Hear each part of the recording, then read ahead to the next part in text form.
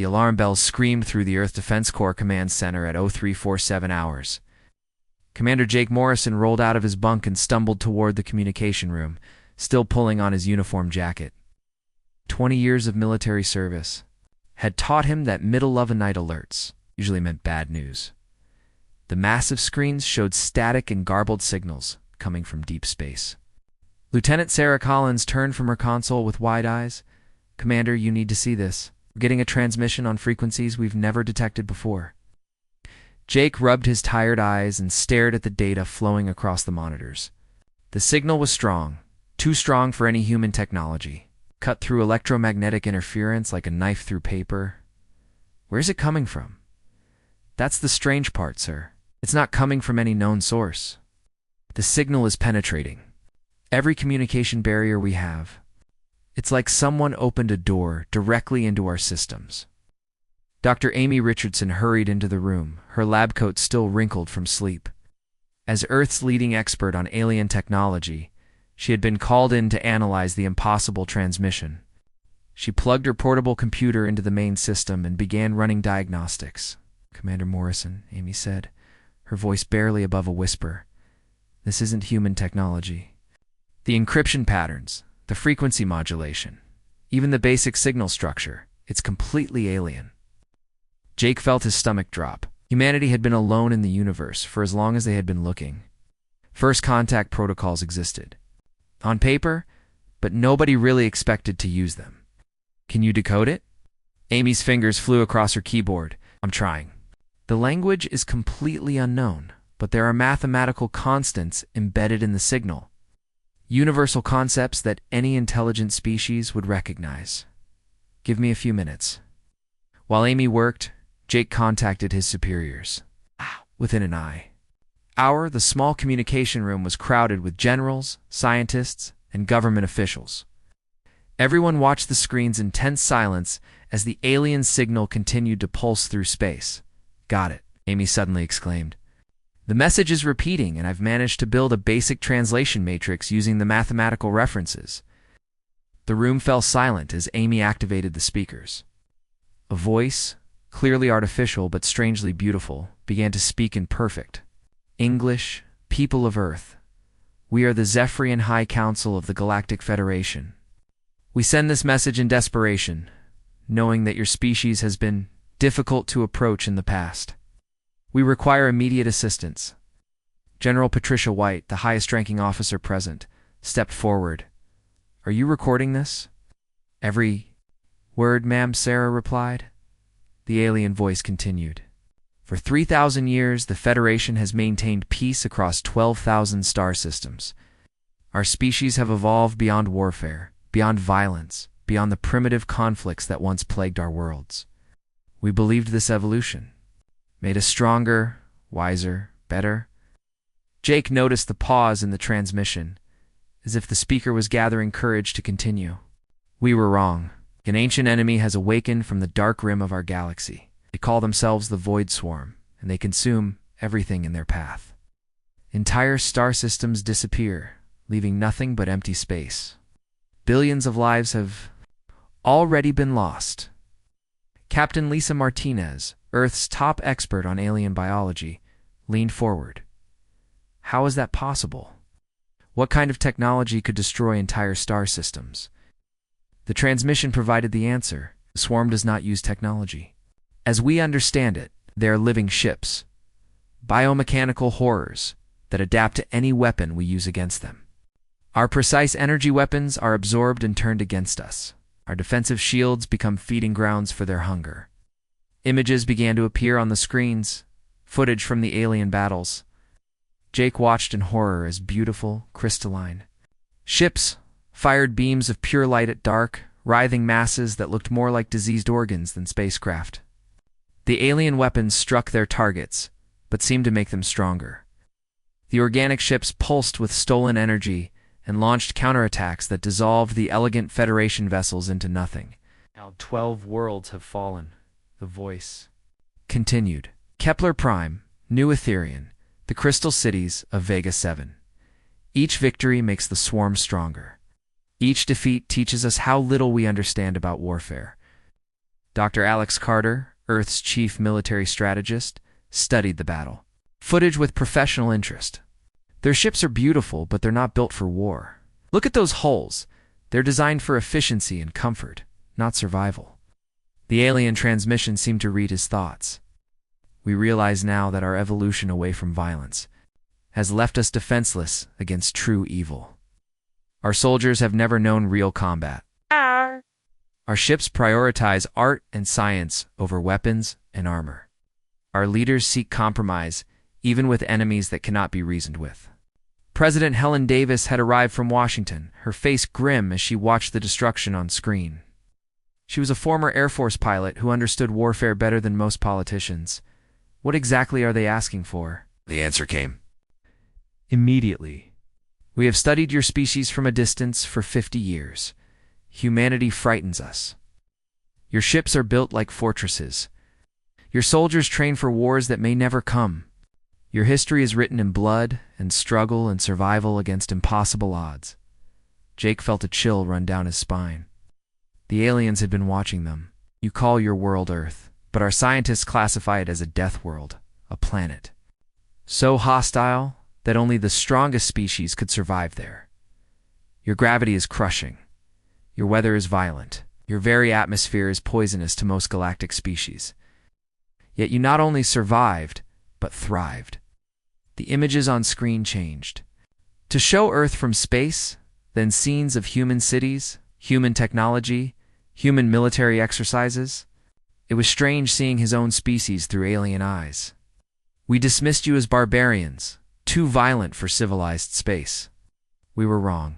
We need that violence now. We need species that knows how to fight, when fighting means the difference between survival and extinction. President Davis stepped closer to the communication console. Are you formally requesting military assistance? We are begging, the alien voice replied without hesitation. The Void Swarm will reach Federation core worlds within 6 months. After that, they will have enough strength to consume the entire galaxy. Earth lies in their projected path. That when they finish with us, they will come for you. The room erupted in quiet discussions as the implications sank in. Earth was still recovering from its own global conflicts. Humanity had barely achieved reliable interstellar travel. They were being asked to fight an enemy that had defeated civilizations thousands of years. More advanced, Dr. Richardson raised her hand for silence. How do we know this isn't some kind of trick? What proof do you have? The answer came in the form of data streams, star charts showing the progression of the swarm, scientific analyses of their biomechanical technology, and most convincingly, real-time footage from the battle at Kepler Prime. The aliens were losing badly, Commander. Morrison studied the tactical displays.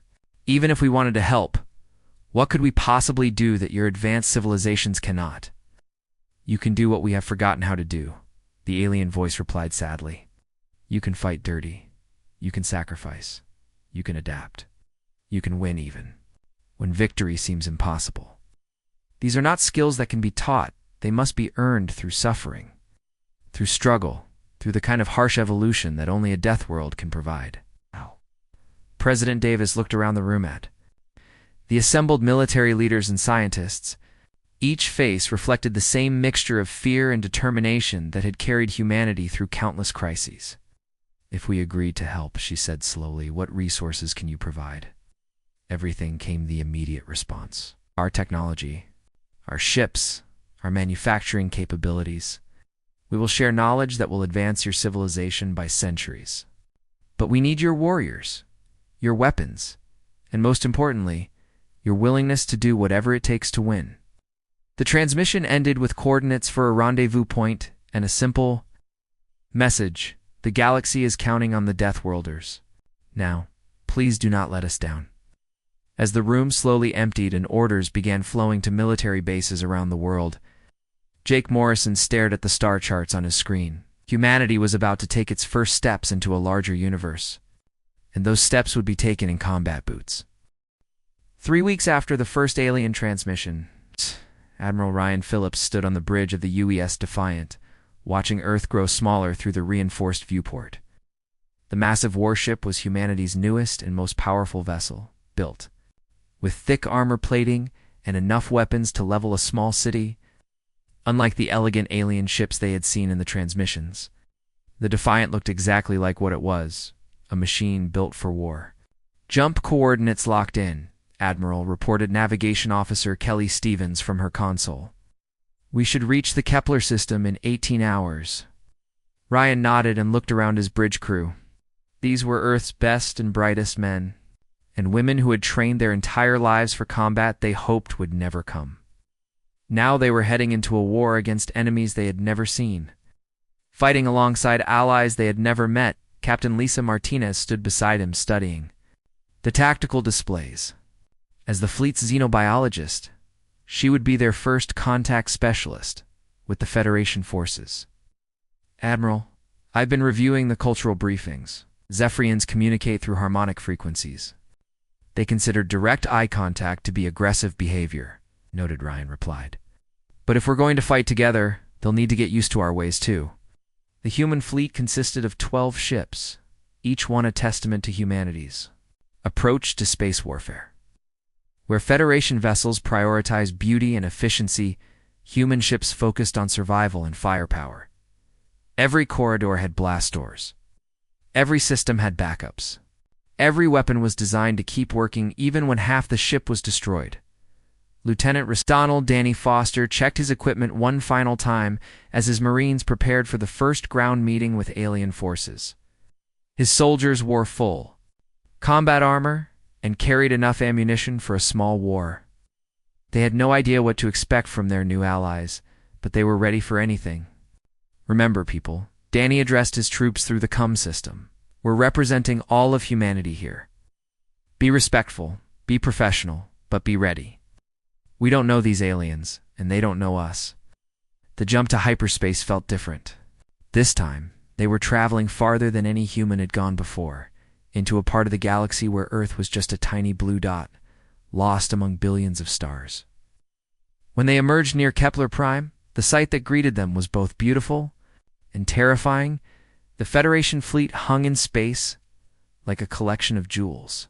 Their ships were works of art, with smooth curves and translucent sections that glowed with soft light. Some vessels looked more like coral reefs than spacecraft. Others resembled enormous flowers made of metal and crystal. They were the most beautiful things Ryan had ever seen. They were also clearly losing the war. Debris fields marked where dozens of Federation ships had been destroyed. The planet below showed massive burn scars where the Void Swarm had attacked population centers. Emergency broadcasts filled the communication channels as millions of aliens fled their homes. "General." Susan Blake watched the tactical displays with growing concern. "Admiral, I'm reading massive energy signatures at the edge of the system. Something big is coming." Before Ryan could respond, the space around them erupted in chaos. Dark shapes emerged from hyperspace, moving like living creatures rather than machines. The Void Swarm had arrived for another attack. The Federation ships immediately formed elegant battle formations and began firing their energy weapons beams of pure light lanced across space, striking the approaching bioships with pinpoint accuracy. For a moment it looked like they might succeed. Then the swarm ships began to glow. The energy weapons that struck them were absorbed, converted, and reflected back at the Federation fleet. Beautiful alien vessels dissolved under their own redirected firepower. "All ships, this is Admiral Phillips." Ryan spoke into his communicator. "Weapons free. Show them how humans fight." The difference was immediate and shocking. Where Federation ships fired precise energy beams, human vessels unleashed storms of kinetic rounds, explosive missiles, and plasma torpedoes. The Defiance main guns spoke with voices of thunder, hurling chunks of metal at relativistic speeds into the organic hulls of the enemy. The swarm ships tried to adapt, but human weapons were completely different from anything they had faced.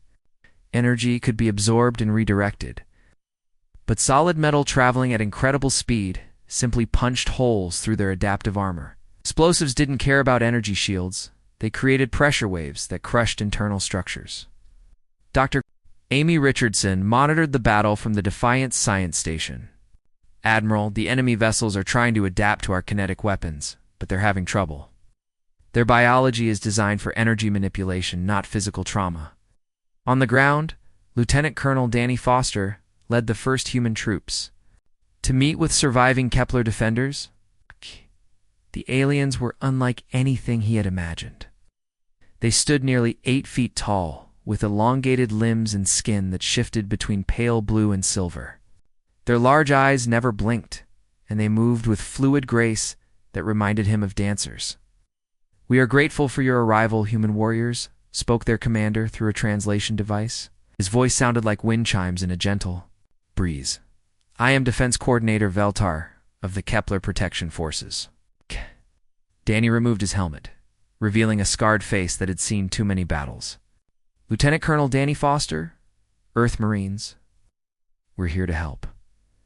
The alien's eyes widened as he studied Danny's features. Humans were shorter and broader than most Federation species, built like tanks rather than racing cars, where aliens had evolved for intelligence and cooperation. Humans showed the marks of countless generations of struggle against hostile environments and each other. "Your appearance is disturbing," Veltar admitted. "Your eyes constantly move, searching for threats. Your hands remain near your weapons. Your entire posture suggests readiness for violence." Danny grinned, showing teeth that the alien found unsettling. "That's because we are ready for violence. It's kept us alive this long." Their conversation was interrupted by an explosion in the distance. A small group of Void Swarm scouts had penetrated the defensive perimeter and were attacking the evacuation site. The Federation defenders responded with their standard tactics: precise energy weapons aimed at specific weak points. The biomechanical creatures absorbed the attacks and continued advancing, their adaptive armor already learning to deflect the alien weapons. Veltar's soldiers began to retreat in good order, following protocols designed to minimize casualties. Then Sergeant Kyle Murphy's squad arrived. The human Marines didn't bother with precision. They opened fire with automatic weapons that spewed hundreds of rounds per minute. Explosive grenades turned the air itself into a weapon. Flamethrowers bathed the creatures in chemical fire that burned at temperatures hot enough to melt steel. Swarm scouts tried to adapt, but adaptation took time, and humans didn't give them time. One creature began to develop resistance to the kinetic rounds just as Kyle switched to incendiary shells. Another started deflecting the flamethrower fuel when Danny's soldiers hit it with high explosive rockets in less than 2 minutes. Attack was over. The swarm scouts lay in burning pieces across the battlefield. The human Marines were already reloading and checking their equipment. Ready for the next fight? Veltar stared at the destruction in amazement. "Your weapons are primitive compared to Federation technology. They are loud, inefficient, and crude. Yet they destroyed enemies that our most advanced systems could not harm." Kyle pulled off his helmet and wiped sweat from his forehead. "Sometimes, crude works better than clever. These things adapt to your energy weapons because energy follows predictable patterns. But there's no elegant way to adapt to a chunk of metal moving at 3,000 meters per second." Dr. Amy Richardson arrived with her medical team to treat the wounded Federation soldiers. Her scanners revealed something remarkable about alien biology.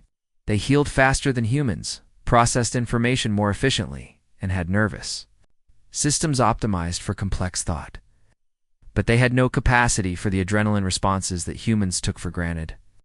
"Their evolution has been different from ours," Amy explained to Danny as she worked. "These aliens developed on peaceful worlds where cooperation was more important than competition. They've never needed the fight-or-flight responses that helped us survive on Earth. So they're smarter than us, but not tougher," Danny asked. "Much smarter in many ways, but their bodies have no experience with combat stress. What we call normal battlefield conditions would send them into shock." As the day wore on, more examples of human adaptability emerged. When Federation ships suffered damage, they required a return to specialized repair facilities.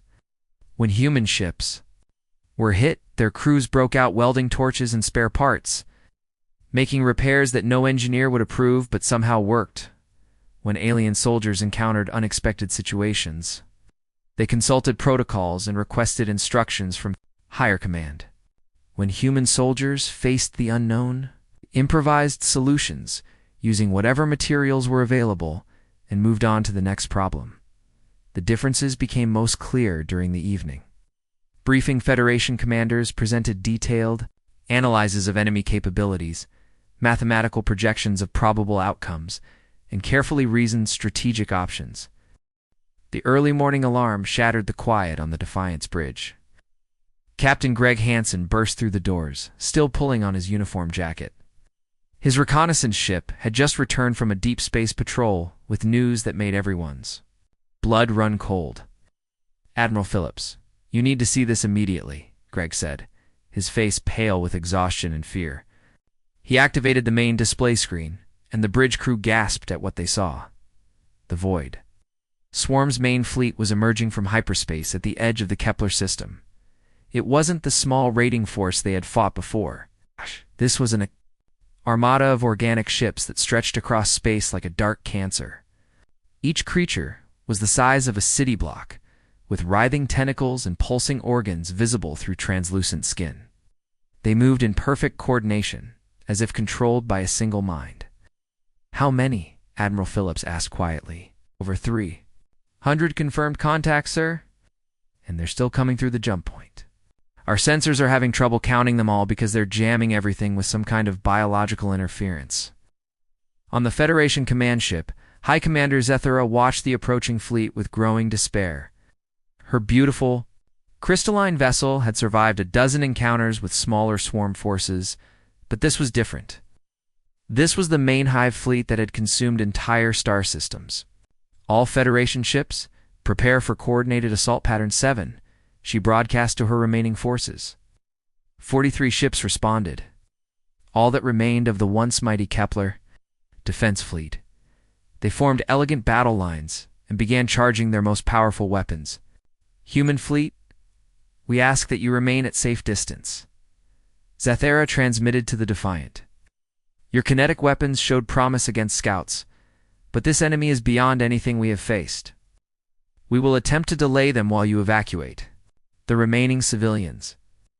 Admiral Phillips looked around his bridge crew and saw the same expression on every face. They hadn't come this far to run away when the real fight started. "Federation Command, this is Admiral Phillips. Negative on the retreat order. Human fleet will engage alongside your forces. All ships, battle stations." The Federation fleet moved forward in perfect formation, their ships glowing with stored energy. They had learned from previous battles and modified their weapons to fire in rapid sequence, hoping to overwhelm the swarm's adaptation abilities. Thousands of energy beams lanced out across space, striking the approaching bioships with incredible precision. For 30 seconds, it looked like the plan might work. The leading swarm vessels staggered under the assault, their organic hulls burning and splitting. Some smaller creatures actually died under the concentrated fire. Then the nightmare began. The larger swarm ships opened sections of their hulls and absorbed the energy attacks like sponges soaking up water. Their damaged tissue began to glow with stolen power.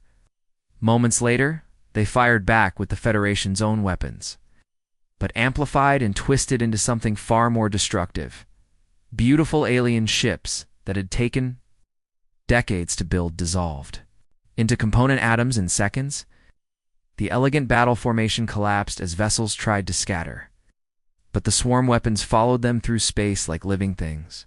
Commander Phillips watched in horror as 20 Federation ships died in the first exchange. All human ships.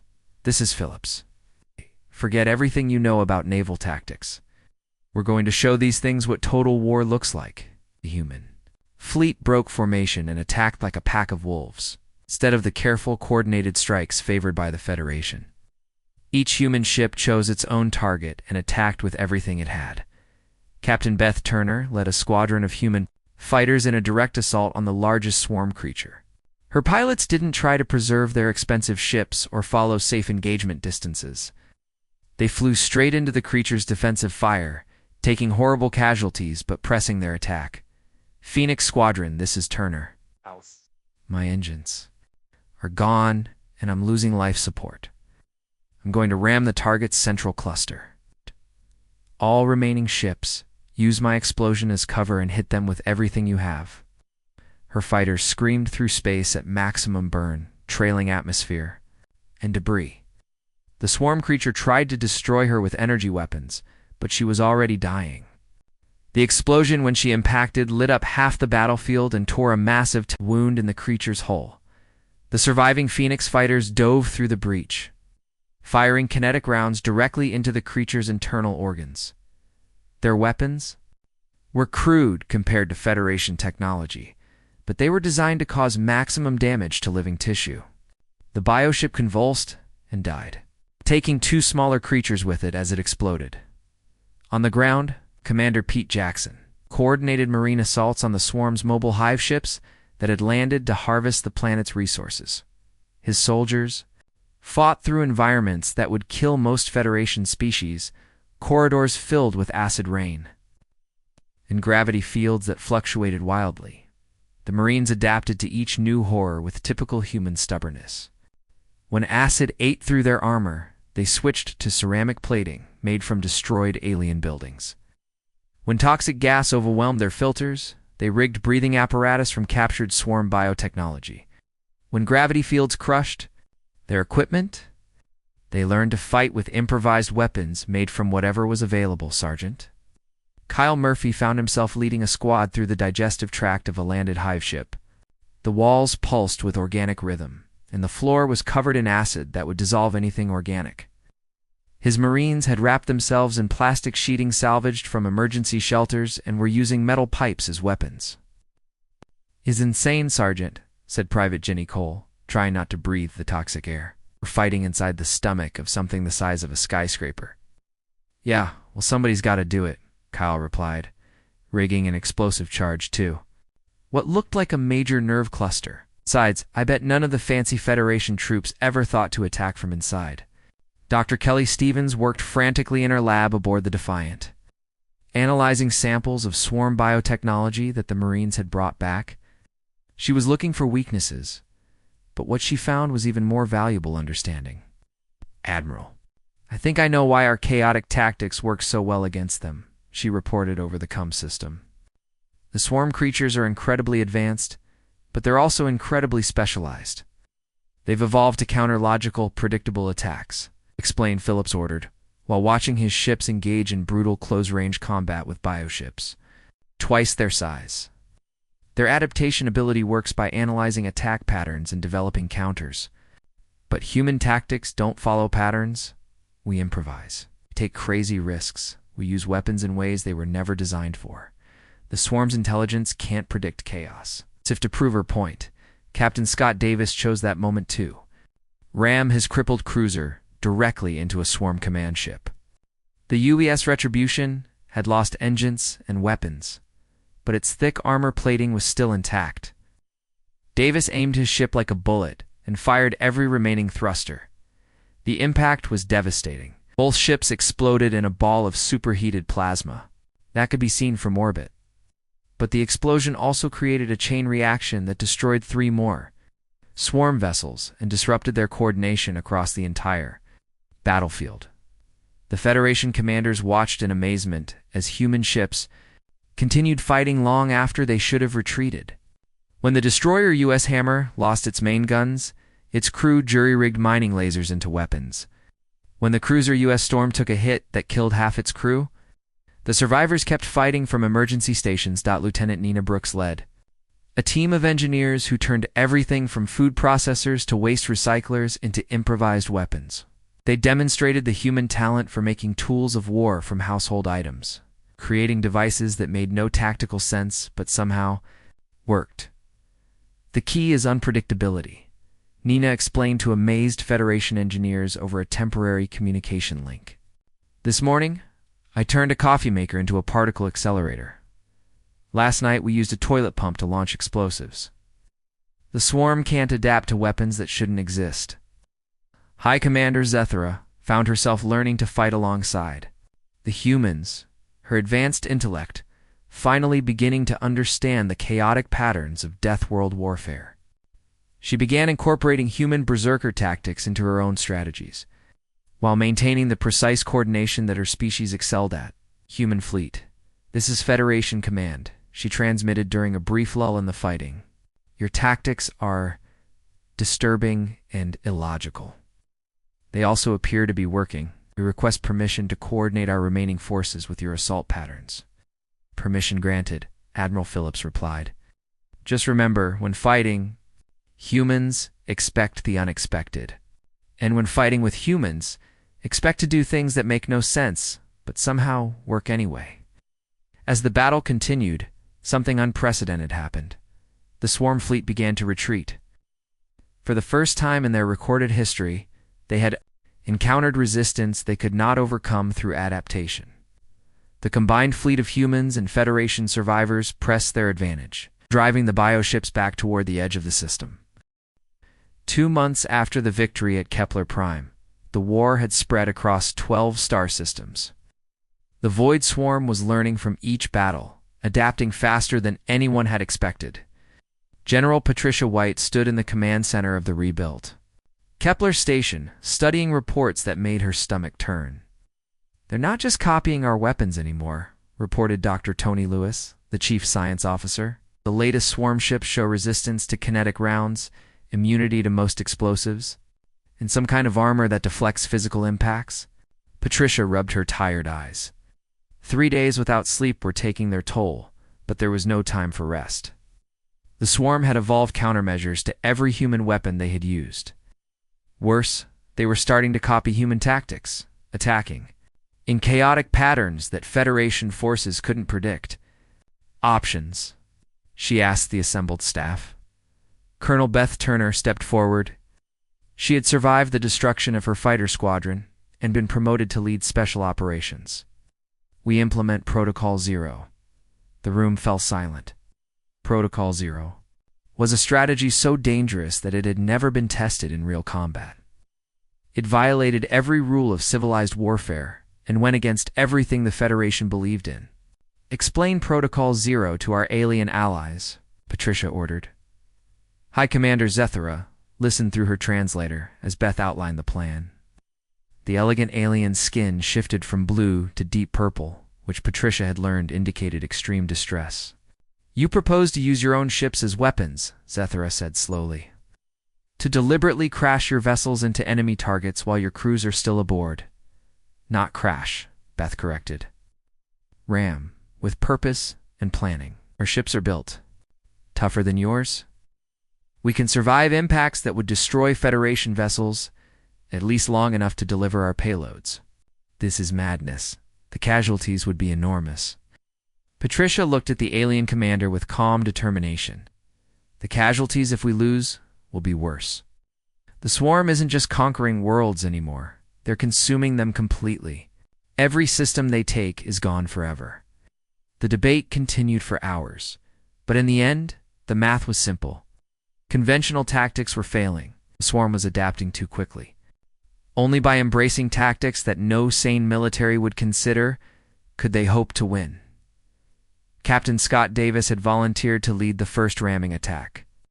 His ship, the UES Wolverine, had been specially modified with additional armor plating and stripped of everything non-essential. The crew had been reduced to volunteers only, men and women who understood they might not survive the mission. "Remember, people," Scott addressed his crew over the intercom, "we're not trying to die here. We're trying to deliver our payload and get out alive. The swarm expects us to be afraid of damage, afraid of casualties. We're going to show them that humans fight hardest when things look hopeless." The target was a massive hive ship that had been terrorizing the outer colonies. Intelligence reports suggested it was some kind of mobile command center, coordinating swarm attacks across multiple systems. If they could destroy it, the entire regional offensive might collapse. Lieutenant Nina Brooks had spent weeks preparing special weapons for the ramming attacks. She had taken human engineering principles and pushed them beyond all reasonable limits. Mining charges became ship-killing explosives. Destruction equipment was turned into armor-piercing tools. Even the coffee makers had been weaponized. "I've never seen anything like this," admitted Federation engineer Veronic, as he watched Nina's team work. "You're creating weapons from materials that aren't even supposed to be weapons," Nina grinned, while connecting wires to what had once been a food processor. "That's the point." The swarm adapts to weapons they recognize. But how do you adapt to something that shouldn't exist? The attack began at dawn, ship time. The Wolverine accelerated toward the hive ship at maximum burn, its hull glowing from atmospheric friction as it passed through the creature's defensive gas clouds. Swarm fighters swarmed around it like angry insects, but Scott's crew had trained. For this, instead of trying to avoid the enemy fire, they flew straight through it. The Wolverine's heavy armor absorbed punishment that would have destroyed any Federation ship. When the port engines failed, the crew switched to backup thrusters. When the main guns were destroyed, they fired emergency flares and navigation beacons to confuse the enemy sensors. Impact in 30 seconds, reported Navigation Officer Rick Hayes. Hull integrity at 60% and falling. All hands prepare for ramming speed, Scott announced. Remember, we're not here to die pretty. We're here to make the biggest mess possible. The Wolverine struck the hive ship's central cluster at 3,000 meters per second. The impact sent shockwaves through both vessels, but the human ship's reinforced hull did exactly what it was designed to do. It punched a hole through the creature's armor and delivered its payload directly into the enemy's vital organs. Nina's improvised explosives detonated in a chain reaction that lit up the inside of the hive ship like a small star. The bioship convulsed, its coordination systems destroyed, its communication organs severed. Smaller swarm vessels throughout the system suddenly began moving in confused circles, cut off from their central command. Incredibly, most of the Wolverine's crew survived. The ship was a wreck, but Scott had managed to use the creature's own mass to absorb most of the impact. Emergency pods carried the survivors to safety while the hive ship died around them.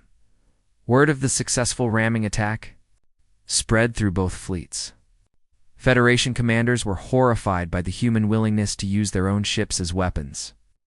But they couldn't argue with the results. The swarm offensive in that sector collapsed within hours. Major Chris Hunter led a different kind of mission, deep behind enemy lines. His Special Forces unit had been tasked with infiltrating a swarm hive mind nexus, one of the massive organic computers that coordinated their fleet movements. It was a suicide mission by any reasonable standard. Just remember, Chris told his soldiers as they prepared to board captured swarm biopods. We're probably the first humans to ever see the inside of one of these things. Why to stay alive long enough to enjoy the experience? The infiltration team included both humans and Federation volunteers who had learned to fight alongside the Deathworlders. Commander Zethkar of the Etherian Defense Corps had trained with human Marines for weeks, learning their brutal but effective tactics. Your people are insane, Zethkar told Chris as they flew through the acid clouds surrounding the Nexus. But your insanity appears to be contagious. I find myself looking forward to this impossible mission. The interior of the Nexus was like nothing they had ever seen. Vast chambers pulsed with organic rhythm, their walls covered in neural networks that glowed with bioluminescent patterns. The air was thick with spores that tried to invade their breathing apparatus. Gravity shifted randomly as they moved deeper into the structure. This place is trying to digest us, observed Sergeant Kevin Moore, checking his environmental readings. The atmosphere is becoming more acidic with every step. Then we better work fast, Chris replied, placing explosive charges on what looked like a major nerve cluster. Intel says the central brain should be another 100 meters down this passage. They fought their way through biological defenses. That defied description. Automated immune systems attacked them with acid sprays and neural disruptors. The walls themselves tried to crush them with muscular contractions. But human equipment was designed for hostile environments, and human soldiers were used to fighting in conditions that would kill most species. In the heart of the Nexus, they found something that changed everything. The central brain wasn't just controlling the local swarm fleet. It was in communication with something much larger. Ancient signals were coming from beyond the galaxy's edge, and the swarm was preparing for their arrival. Chris, you need to see this, called Dr. Amy Richardson, who had accompanied the mission to study swarm biotechnology. She was connected to the creature's memory banks through a Federation interface device, her face pale with shock. The images that flowed through the connection were terrifying. The Void Swarm wasn't a conqueror, it was a refugee. Ancient entities from beyond the galactic rim were approaching, creatures so powerful They consumed entire universes. The swarm had been fleeing from them for millions of years, growing stronger, by devouring civilizations in a desperate attempt to build enough power to fight back. The real enemy isn't the swarm, Amy whispered, as the Nexus began to collapse around them. They're just the appetizer. Something worse is coming, and when it arrives, every living thing in this galaxy will need to work together or die, as Chris and his team fought their way back to the surface. Carrying the most important intelligence in galactic history, the war suddenly took on new meaning. The Void Swarm wasn't evil. It was desperate. And if humanity was going to save the galaxy, they would need to find a way to turn their worst enemy into an ally. But first, they had to survive the arrival of entities that made the swarm look like children playing with toys. The real test of human determination was about to begin. The emergency council meeting took place on the damaged Federation flagship, while evacuation fleets fled deeper into the galaxy. Admiral Ryan Phillips sat across from High Commander Zathera, and for the first time, a representative of the Void Swarm itself. The creature called itself Prime Node 7, and it looked like a nightmare made of metal and flesh. Your species has proven... ... Surprising, the swarm entity spoke through a translation device that turned its bioacoustic sounds into words. We have consumed 12,000 civilizations across 7 galaxies. None have shown your capacity for chaos and destruction. Dr. Amy Richardson had spent weeks learning to communicate with the swarm intelligence. They're not evil, she explained to the mixed human and Federation commanders. They're terrified. The entities coming from beyond the galaxy make the swarm look like insects. The holographic display showed long-range sensor readings from the galactic edge.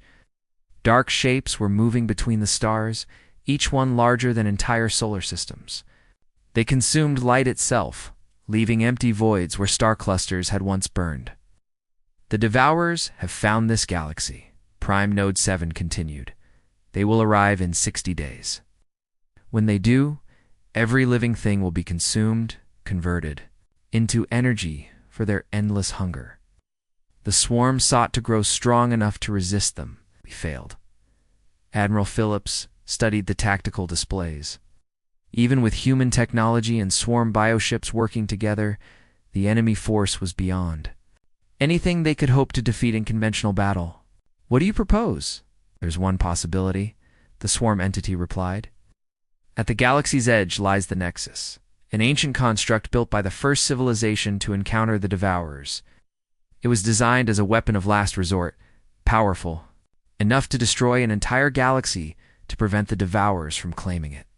The room fell silent. The choice was simple but horrible. Destroy everything they were trying to save, or watch it all be consumed by cosmic horrors. There might be another way, interrupted Commander Luis Rodriguez, Earth's chief military engineer. What if we don't destroy the galaxy? What if we turn the Nexus into something else entirely? Luis activated his portable computer and began showing rough schematics. Instead of an explosion that kills everything, we create a signal, a declaration, that this galaxy is defended. Something so powerful that even the Devourers will think twice about attacking. High Commander Zathera's skin shifted to a confused gray color. You propose to threaten entities that consume universes. I propose to show them that we're not easy prey, Luis replied firmly. Every bully in the universe understands one thing. Sometimes the cost of a fight isn't worth the prize. The plan that emerged over the next 72 hours was insane, even by human standards. 3 combined fleets would assault the Nexus, while it was still defended by automated systems left behind by ancient civilizations. Human ships would provide brute force attacks, Federation vessels would handle precision strikes, and swarm bioships would adapt to whatever defenses they encountered. Captain Jennifer Cole commanded the human contingent aboard the redesigned battleship UAS Defiance. Her crew included volunteers from every Earth's military branch, men and women who had signed up knowing they probably wouldn't survive the mission. Remember, people? Jennifer addressed her crew as they approached the Nexus. We're not just fighting for Earth anymore. We're fighting for every living thing in the galaxy. That includes our new friends with tentacles and our former enemies with attitude problems. The Nexus was a structure that defied description. It hung in space like a metallic spiderweb stretching across an entire star system. Ancient weapons platforms drifted in perfect formations around it, still functional after millions of years. At its center, a massive energy core pulsed with power that made nearby stars look dim. The automated defenses activated as soon as the combined fleet entered the system. Beams of pure annihilation lanced out from weapon platforms, each one capable of destroying entire planets. But the three-way alliance had learned to fight together over months of desperate battles. Federation ships used their advanced shields to deflect the worst attacks. Swarm biovessels absorbed energy weapons and converted them into power for their own systems. Human ships simply endured, their thick armor absorbing punishment while their crews kept fighting through conditions that would have killed anyone else. Commander Pete Jackson led the ground assault team that had to reach the Nexus core and reprogram its ancient systems. His mixed unit of humans, Federation soldiers, and even a few swarm drones fought through biomechanical nightmares that the original builders had left as guardians. "These things make our worst enemies look friendly," observed Sergeant Kyle. Murphy as his squad used flamethrowers against a security system that looked like a cross between a spider and a laser cannon. The Federation soldiers had learned human tactics over months of fighting together. Captain Veltar no longer hesitated to use crude but effective weapons when elegant solutions failed. "Your species has taught us that survival is more important than maintaining proper procedures," he told Kyle while jury-rigging an explosive from spare equipment. Even the swarm drones had adapted to human unpredictability. One of them, designated Worker Unit 12, had learned to communicate in broken human speech. "Humans fight like broken machines," it observed while dissolving a security barrier with acid. "But broken machines sometimes work better than perfect ones." In the depths of the Nexus, they discovered the control chamber, a vast space filled with crystalline computers that had been calculating for millions of years. The original builders had designed the system to destroy their own galaxy, rather than let it be consumed, but Luis Rodriguez had different plans. "Dr. Richardson, can you interface with the swarm biotech?" Luis called out while connecting human computers to ancient alien systems. Amy worked frantically to establish the connection. "The technology is compatible, but barely. It's like trying to connect a smartphone to a stone tablet through a living organism." Prime Node 7 had accompanied the mission, its massive form barely fitting through the Nexus corridors. The Devourers approached faster than predicted. Detection range indicates arrival in 6 hours rather than 60 days. Luis felt sweat running down his face as he worked. The plan required perfect coordination between three completely different technologies: human engineering, Federation science, and swarm bioadaptation. Any mistake would either fail to send the signal or destroy the galaxy they were trying to save. "Got it?" Amy suddenly shouted. "The bio-interface is established. The Nexus is accepting our modifications. Instead of a weapon of destruction, we're turning the ancient construct into the most powerful communication device ever built. It would broadcast a message across multiple dimensions, telling the Devourers that this galaxy was defended by species willing to destroy everything rather than surrender. But the signal needed power, more power than the Nexus could generate. On its own, that was where Captain Maria Santos made the decision that saved the galaxy. "Luis, the power requirements are beyond what we calculated," she reported from the main engine room. "We need someone to manually overload the fusion reactors to provide enough energy for the transmission." Everyone understood what that meant. The person who initiated the overload wouldn't survive the explosion. The signal would reach the Devourers with enough strength to make them reconsider their attack. "I'll do it," Maria said simply. "I've got the most experience with reactor systems, and somebody needs to stay behind to make sure the sequence completes properly." Evacuation was swift, but heartbreaking. As the last transport left the Nexus, Maria stood alone in the control chamber, watching the approaching darkness on her screens. The Devourers had arrived at the galaxy's edge, their presence blocking out entire star fields. "This is Captain Santos to all ships," she broadcast on all frequencies. "Initiating final sequence in 10 seconds. It's been an honor serving with all of you humans, Federation, and yes, Even you, swarm folks. Tell the universe that Earth doesn't back down from a fight. The explosion that followed could be seen from 1,000 light-years away. The Nexus collapsed into a brief star that outshone everything else in the galaxy, before transforming into a signal that pierced the barriers between dimensions. It carried a simple message to entities older than time itself. This galaxy was defended. The species here would fight with everything they had. They would destroy their own worlds rather than let them be consumed. They were led by Deathworlders, who had turned survival into an art form and war into a science. The Devourers paused at the galaxy's edge. For the first time in their endless existence, they had encountered resistance that gave them pause. The cost of claiming this galaxy might be higher than its value. After calculations that took nanoseconds but felt like eternities, they turned away to seek easier prey elsewhere. 6 months later, Ambassador Kevin Moore stood before the rebuilt Galactic Council as humanity's representative. The Federation had changed beyond recognition. Their ships now carried human-designed armor and weapons. Their soldiers trained alongside human marines. Their diplomats had learned that sometimes peace could only be preserved through strength.